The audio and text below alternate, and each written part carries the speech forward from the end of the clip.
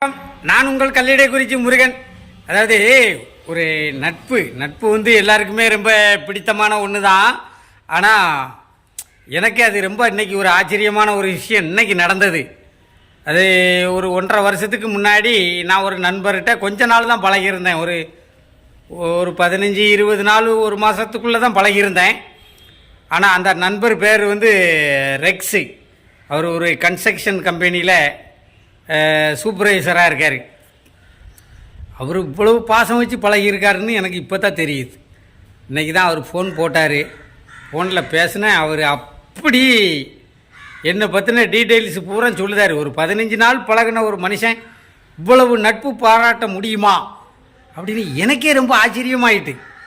அதை ஷார்ட்ஸ் வீடியோவில் சொன்னால் நல்லா இருக்காது, பெரிய வீடியோ போடணும் அப்படின்ட்டு தான் நான் அவரை பற்றி போடுறேன். அவர் பேர் வந்து ரெக்ஸு. அவர் பாளையங்கோட்டையில் தான் இருக்கார்.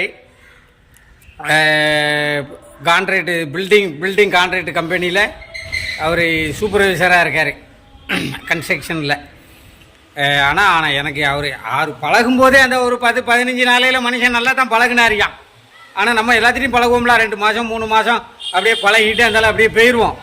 அப்புறம் அவங்க பழகுன மனசு இருக்கும். சிலர் மறந்துடுவாங்க, சிலர் அப்படியே நினச்சிக்கிட்டே கடந்து போயிடுவாங்க.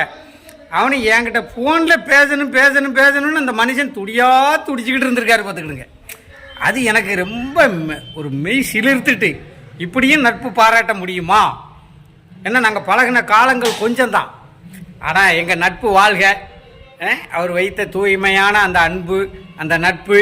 அவர் பேர் வந்து ரெக்ஸு. நான் ரெக்ஸு சார் அப்படிம்பேன், இல்லைன்னா சூப்பர்வைசர் சாரும்பேன். ஆனால் ரொம்ப உன்னதமான மனிதன்.